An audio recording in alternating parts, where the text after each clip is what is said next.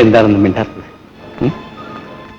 അതാ അവിടെ 3 കടലുകൾ ചേരുന്നതിന് അഭിമുഖമായി നിത്യകന്യകയായ കന്യാകുമാരി കാമുകന് വേണ്ടി കാത്തു നിൽക്കും. യുഗങ്ങൾ കടന്നുപോയാലും ആ കാത്തുനിൽപ്പ് തുടരും. കാലത്തിന് തരിമ്പെങ്കിലും നശിപ്പിക്കാൻ കഴിയാത്തതാണ് പ്രേമം. ശ്രീനി, ഞാൻ അങ്ങയെ പ്രേമിക്കുന്നു.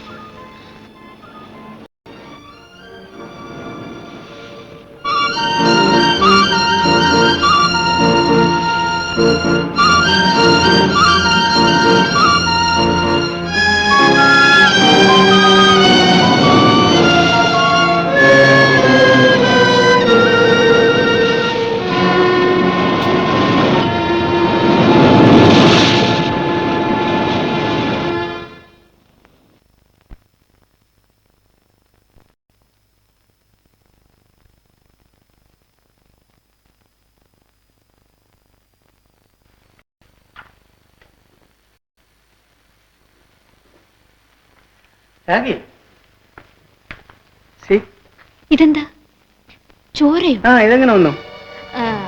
മണലിൽ വീണപ്പോ കല്ലോ മറ്റോ കൊണ്ടതായിരിക്കും. നിന്റെ ചുണ്ടിലുണ്ടല്ലോ. ശ്രീനിയുടെ കവളിൽ നിന്നും പുരണ്ടതാ.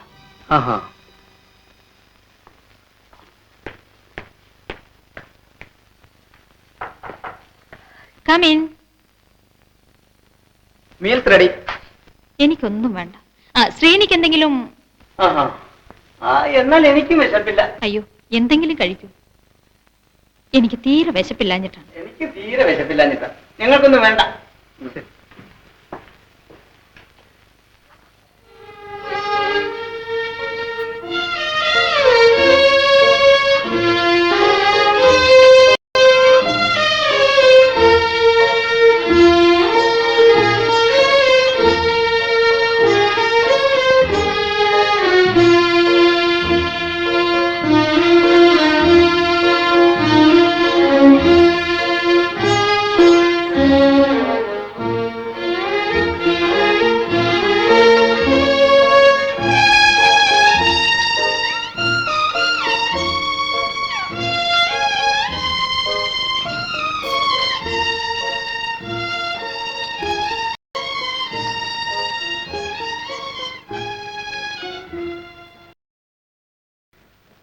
വിജയലക്ഷ്മിക്ക് അറിയാമോ എന്നെ വിവാഹം കഴിച്ചത്?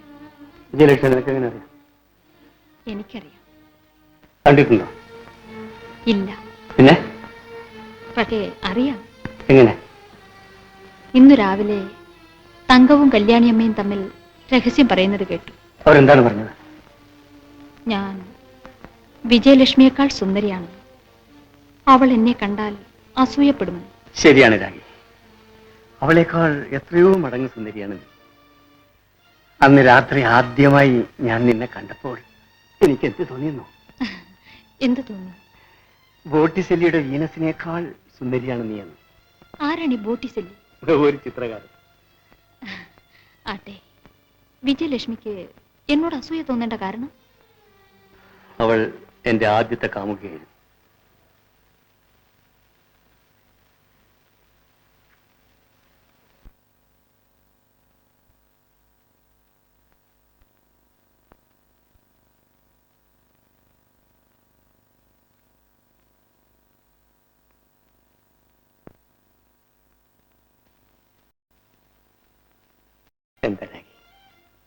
ഞാൻ വിജയലക്ഷ്മിയുടെ നഷ്ടത്തെക്കുറിച്ച് ഓർക്കുകയായിരുന്നു. എന്ത് നഷ്ടം?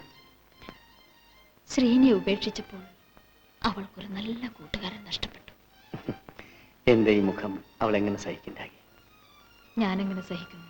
എന്തോ എനിക്കറിഞ്ഞോടാ, ഒരിക്കലും അറിയാൻ സാധിക്കുന്നില്ല. രാഖി എന്തിനാണ് എന്റെ ഈ കരിഞ്ഞ മുഖത്തിന്റെ പിന്നാലെ വന്നത്? എനിക്ക് ഈ മുഖം ഇഷ്ടമാണ്. വെറുതെ പറയല്ലേ? അല്ല, ഞാൻ ഈ മനസ്സിന്റെ സൗന്ദര്യമാണ് കാണുന്നത്.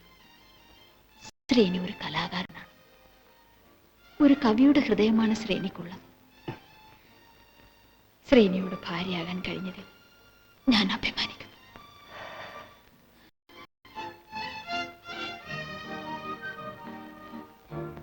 ഇങ്ങനെ സംസാരിച്ച് നേരം വെളുപ്പിച്ചാൽ മതിയോ?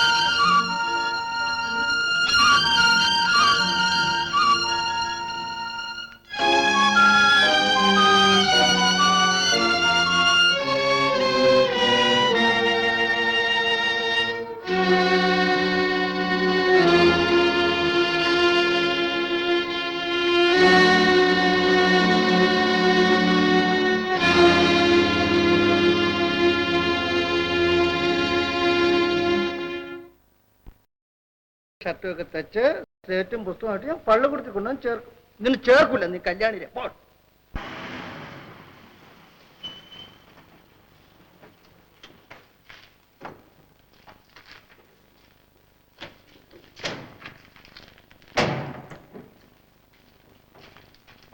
കല്യാണി എന്തോ ആ ഷീനിയും രാഗിണി മടങ്ങിയെത്തിയല്ലോ. ഇത്ര പെട്ടെന്നോ? മധു ഇതെന്ന് പറഞ്ഞാൽ ഒരാഴ്ചയെങ്കിലും. അല്ല, അതിനങ്ങനെ വലിയ നിബന്ധനകളൊന്നുമില്ല. ഒന്ന് നോക്കിയാൽ നമുക്ക് ഇന്നും മധുവിധുവല്ലേ. അലവെന്താ? അത് എന്റെ കുറ്റമാണോ? പിന്നെ എന്റെ കുറ്റമാണോ?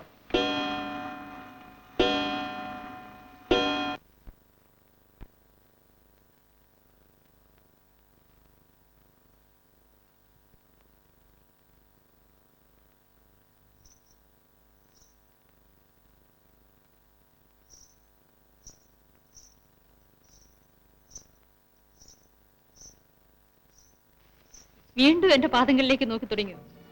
എന്റെ പാദങ്ങളിൽ ചിലങ്കയുണ്ട്.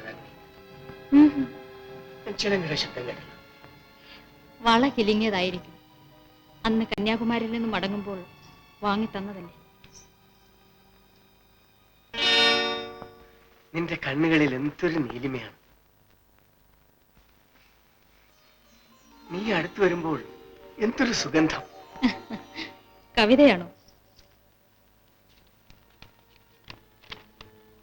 ഓ, ഇത്രയും നേരം എഴുതിയത് ഇതായിരുന്നു. എന്തൊരു അബദ്ധമാണ് ഈ എഴുതിയിരിക്കുന്നത്. യക്ഷികൾ എന്നും ചോര കുടിക്കും. വരും, എന്തെങ്കിലും കഴിക്കാം.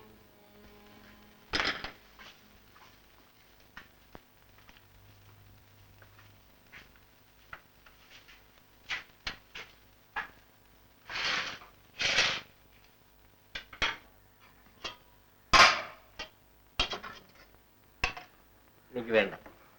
ശ്രീനി,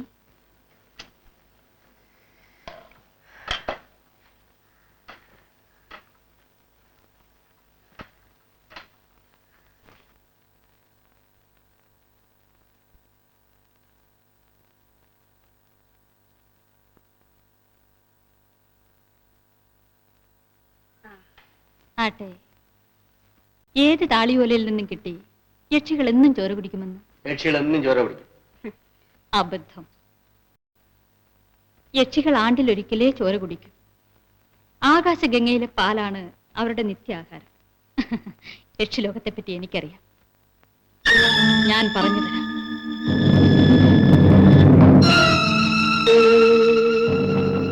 നീലാകാശത്തിന്റെ മുകളിൽ ഒരു ചുവന്ന ആകാശമുണ്ട്.